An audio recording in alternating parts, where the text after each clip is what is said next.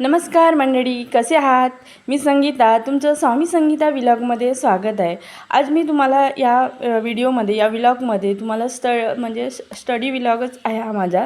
यामध्ये मी 10 दिवसाचा मी study challenge केलेला आहे. त्यामधील हा फर्स्ट दिवस आहे. यामध्ये मी माझ्या दिवसाची सुरुवात पाणी पिऊन होते आणि पाणी पिऊन झाल्याच्यानंतर मग मी ब्रश वगैरे करते. ब्रश करता करता पण आपण कसं वेळ मौल्यवान आहे आणि कसं एका एका मिनटाचा सदुपयोग करायला पाहिजे, म्हणून मी जेवढे होती 2 प्रश्न 4 प्रश्न जसे प्रश्न होतील तसे मी ब्रश करतानासुद्धा 1-2 प्रश्न कवर करत असते. म्हणजे असं छोटे छोटे कामं म्हणजे ह्या करताना आपण म्हणजे अभ्यासाच्या फ्लोमध्ये राहतो. त्यानंतर मग आपण थोडंसं हलकासा 10-15 मिनिट व्यायाम करायचा. तर कसं त्यामुळे कसं बॉडी व्यवस्थित राहते आणि कसं त्याच्या हे जे झालं आपलं म्हणजे आपलं व्यायाम थोडंसं हलकासा. त्यानंतर मग मी प्राणायाम वगैरे करते. प्राणायामामध्ये मी कोणतं प्राणायाम करते तर त्यामध्ये मी करत असते.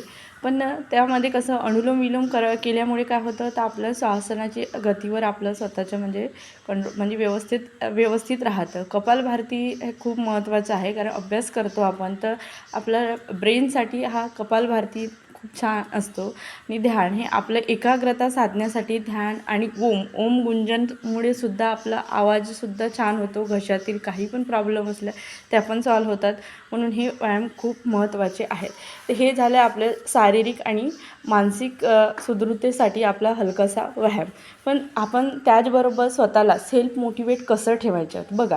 तर कामामध्ये आपल्या सातत्य असली आणि हाती घेतलेले काम आपण प्रामाणिकपणे आपले कर्तव्य समजून केले तर स्वतःची म्हणजे प्रेरणा पण टिकून राहते आणि स्वविश्लेषण केल्यामुळे काय होते, पुढे काय करायचे आहे ते आपण स्वतःला सांगून त्याचे नियोजन करून आपण ठरवलेल्या म्हणजे आपण काम करीत राहतो. त्यामुळे काय होते, सकारात्मक विचार टिकून राहतात आणि इतरांशी कमी बोलायचं, स्वतःशी जास्त बोलायचं आणि आपण ठरवलेल्या वेळेनुसार काम करत राहायचं. त्यामुळे काय होते, आनंद आणि आपल्याला म्हणजे म्हणजे स्वप्रेरणा आपली टिकून राहते. मग त्यामुळे काय, तुम्ही जिथे जाल तिथे तुम्हाला म्हणजे आदर दिला जाईल, सन्मान केला जाईल.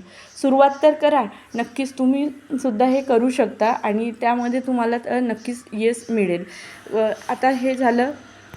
आता मी अभ्यासाला सुरुवात केलेली आहे, कारण 24 ऑगस्टला माझं पेट एक्झाम आहे. PhD पेट एंट्रन्स एक्झाम आहे. त्यामुळे मी 10 दिवसाचं स्टडी चॅलेंज केलेलं आहे. त्यानुसार मी नियोजनानुसार अभ्यास करते, कारण दोन विषय आहेत आपले. संशोधन पद्धती, त्यामध्ये 25 प्रश्न राहणार आहेत आणि आपलं माझा विषय आहे पॉलिटिकल सायन्स म्हणजे राज्यशास्त्र, त्यावर 25 प्रश्न राहणार आहेत. तर मी आजच्या अभ्यासामध्ये संशोधन पद्धतीच अभ्यासली आहे. काल जे मी पॉईंट काढून ठेवली होती त्याचं रिव्हिजन केली आधी आणि त्यानंतर मग उरलेलं टॉपिक वाचत बसली आणि अशा पद्धतीनं मी म्हणजे आज म्हणजे एक चॅप्टर तरी माझं पूर्ण कंप्लीट केली. तर आता कसं मी स्वतःला एक चॅलेंज देऊन दिलं आहे, कारण 10 दिवसामध्ये मला हा पूर्ण अभ्यासक्रम कंप्लीट करायचा आहे. त्यामध्ये कसं तर संशोधन पद्धती पूर्ण, त्यामध्ये सराव प्रश्न आणि जे माझ्याजवळ पुस्तक आहे त्यामध्ये दिलेले आहेत ते सगळं माहिती आणि नेटचे झालेले पेपर आणि सराव प्रश्न, माझ्या काढलेल्या नोट्स आणि लक्ष्मीकांत त्यामध्ये IMP रिव्हिजन हे मला 10 दिवसामध्ये करणे आहेत. मला आता म्हणजे वेळ किती मिळतो तर 5 ते 8 8:30 म्हणजे 4:30 ते 8:30 म्हणजे 3 किंवा 4 तास असे मिळतात. म्हणजे 10 दिवसामध्ये मला कमीत कमी 40 तास, म्हणजे 40 दिवसामध्ये मला त्या एक्झाममध्ये काय रिझल्ट येईल ते मला म्हणजे ह्या करायचं आहे. कारण नंतर उरलेला दिवस असतो तो मला घरचे कामं वगैरे करणे आणि स्वामीसोबत खेळणे, म्हणजे त्याला वेळ द्यावी लागते. त्यामुळे वेळ कसा निघून जातो काही म्हणजे तेवढं ह्या नाही. म्हणजे अभ्यासासाठी माझ्यासाठी हे जे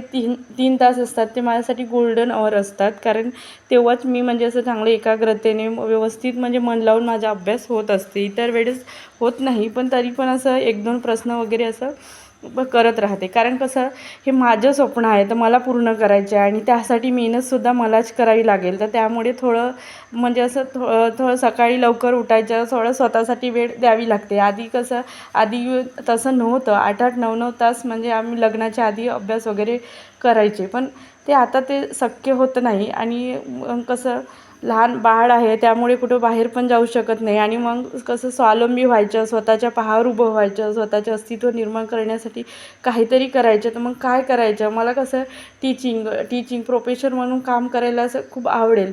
म्हणून कसं MPSCमध्ये मला त्यामध्ये नाही यश मिळालं, तर म्हणून आधी आहे बी प्लस म्हणजे आपलं बी प्लॅन म्हणून आणि मी या क्षेत्राकडे बघत आहे आणि म्हणून मी PhD एंट्रन्सचा अभ्यास करत आहे आणि त्याचबरोबर सेट नेटचा पण अभ्यास करत आहे. पण मी आत्ताच सुरुवात केली, कारण आधी माझा MPSCचा अभ्यास होता आणि आता तो अभ्यास वेगळा आणि हा अभ्यास वेगळा असते. तरी पण कसं एम एला 2 वर्ष अभ्यास केली, त्यामुळे विषयाचा अभ्यास झालेला होता आधीचाच, पण आता थोडं कमी आहे. तरी पण मी करते, आता सुरुवात होईल असं वाटते. आता 2025च्या याच्यामध्ये मी रिझल्ट काढीन असं मी स्वतःला म्हणजे सांगून ठेवलं आहे.